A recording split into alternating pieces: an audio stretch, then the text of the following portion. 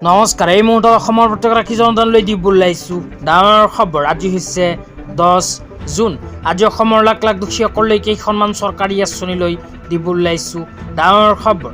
তো যিসকল মানুহে ভিডিঅ'টোত ক্লিক কৰিছে, অনুগ্ৰহ কৰি ভিডিঅ'টো স্কিপ নকৰি প্ৰথমৰ পৰা শেষলৈ চাই থাকিব, কিয়নো এইটো ভিডিঅ'ৰ মাজত PM কিষাণ আঁচনিৰ পৰা আৰম্ভ কৰি মহিলাসকললৈ কেইখনমান গুৰুত্বপূৰ্ণ খবৰ প্ৰদান কৰিম। অনুগ্ৰহ কৰি ভিডিঅ'টোত ক্লিক কৰিছোঁ, ভিডিঅ'টো স্কিপ নকৰি প্ৰথমৰ পৰা শেষলৈ চাই থাকিব। লগতে মোৰ চেনেলত নতুন হ'লে প্লিজ চেনেলটো ছাবস্ক্ৰাইব কৰি মোৰ লগত থাকিব। তো বলক ভিডিঅ'টো আৰম্ভ কৰি আজি প্ৰথমটো গুৰুত্বপূৰ্ণ খবৰৰ বিষয়ে বিস্তাৰিত জানি লওঁ। আজি প্ৰথমটো গুৰুত্বপূৰ্ণ খবৰ হ'ল PM কিষাণ আঁচনিলৈ। তো আপোনালোকে মোবাইল স্ক্ৰীণত চাব পাৰিছে PM কিষাণ আঁচনিলৈ এনেকুৱা এক বিশেষ আপডেট ইতিমধ্যে আমাৰ হাতত আহি পৰিছে। তো যিসকল কৃষকৰ নাম PM কিষাণ আঁচনিত অন্তৰ্ভুক্ত হৈ আছে, সেইসকল কৃষকে PM কিষাণ আঁচনিৰ 23 নম্বৰ কিস্তি টকা কেতিয়া পাব, এই বিষয়ত নিউজ পৰ্টেলৰ ফালৰ পৰা আপোনালোকে মোবাইল স্ক্ৰীণত চাব পাৰিছে এনেকুৱা এক বিশেষ আপডেট প্ৰদান কৰিছে। ইয়াতে কি লিখা আছে পঢ়ি শুনাই দিছোঁ।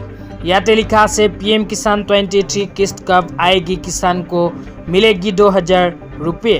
তো যিসকল কৃষকৰ নাম PM কিষাণ আঁচনিত অন্তৰ্ভুক্ত হৈ আছে, সেইসকল কৃষকে অতি শীঘ্ৰেই লাভ কৰিব PM কিষাণ আঁচনিৰ 23 নম্বৰ কিস্তি 2000কৈ টকা। তো কেতিয়া লাভ কৰিব এই বিষয়ত আৰু কি লিখা আছে পঢ়ি শুনাই দিছোঁ। তাৰপিছত লিখা আছে সম্ভাৱিত তাৰিখ 23वीं किस्त जून की अंतिम सप्ताह या जुलाई 2026 की शुरुआत में जारी हो सकती है। তো ইয়াতে উল্লেখ কৰা অনুযায়ী যিসকল কৃষকৰ নাম PM কিষাণ আঁচনিত অন্তৰ্ভুক্ত হৈ আছে, সেইসকল কৃষকে চলিত মাহৰ শেষত বা অহা জুলাই মাহৰ প্ৰথমতে লাভ কৰিব পাৰে PM কিষাণ আঁচনিৰ 23 নম্বৰ কিস্তিৰ ধন। তো আপোনালোকৰ নাম যদি PM কিষাণ আঁচনিত অন্তৰ্ভুক্ত হৈ আছে, তেন্তে আপোনালোকে চলিত মাহৰ শেষত বা অহা মাহৰ প্ৰথমতে লাভ কৰিব পাৰে PM কিষাণ আঁচনিৰ টকা। তেতিয়া আপোনালোকক দিব ওলাইছোঁ আজি দ্বিতীয়টো খুবেই গুৰুত্বপূৰ্ণ খবৰ। আজি দ্বিতীয়টো গুৰুত্বপূৰ্ণ খবৰ হ'ল অসমৰ মাননীয় মুখ্যমন্ত্ৰী ডাঙৰীয়াই প্ৰদান কৰা এক বিশেষ আপডেট লৈ।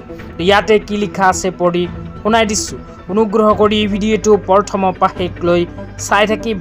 অসমৰ মাননীয় মুখ্যমন্ত্ৰী ডাঙৰীয়াই চৰকাৰী আঁচনি টকা প্ৰদানক লৈ এনেকুৱা এক বিশেষ আপডেট প্ৰদান কৰিছে। তো ইয়াতে লিখা আছে জুলাই মাহত পূৰ্ণাংগ বাজেট গৃহীত হোৱাৰ পাছত আগষ্ট মাহৰ পৰা চৰকাৰৰ সকলো আঁচনিৰ হিতাধিকাৰীয়ে পূৰ্বৰ দৰে নিয়মীয়াকৈ নিজৰ সুবিধা লাভ কৰিব।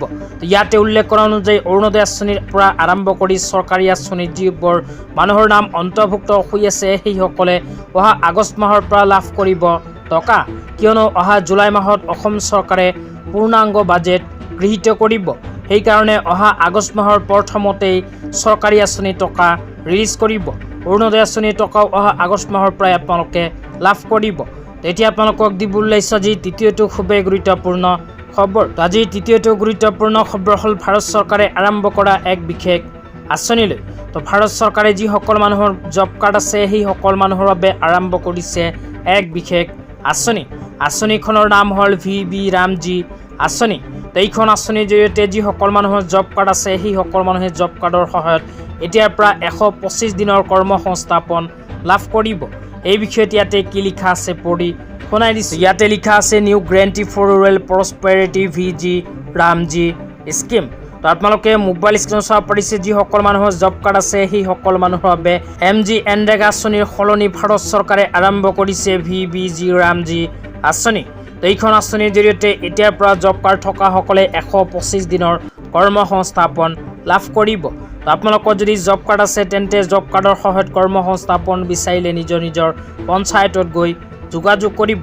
তো আজি ইমানেই। ভিডিঅ'টো চাই কেনে পালে নিশ্চয় এইটো ভিডিঅ'ৰ কমেণ্ট বক্সত কমেণ্ট কৰি জনাই দিব। তো ধন্যবাদ।